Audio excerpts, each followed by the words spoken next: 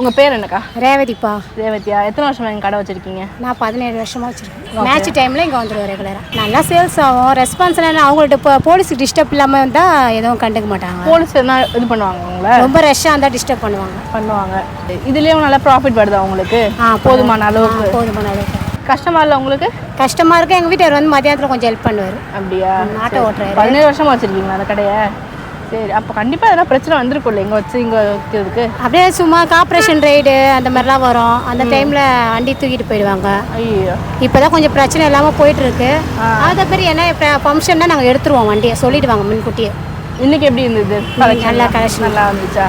சரி, இப்போ ஒரு கடை வச்சுருக்கீங்கல்ல, இன்னும் கொஞ்சம் பெருசாக ஆகணும்னு நினச்சிங்கன்னா? பெருசாகணும்னு நினச்சேன்னா இன்னும் டெவலப் ஆகணும்.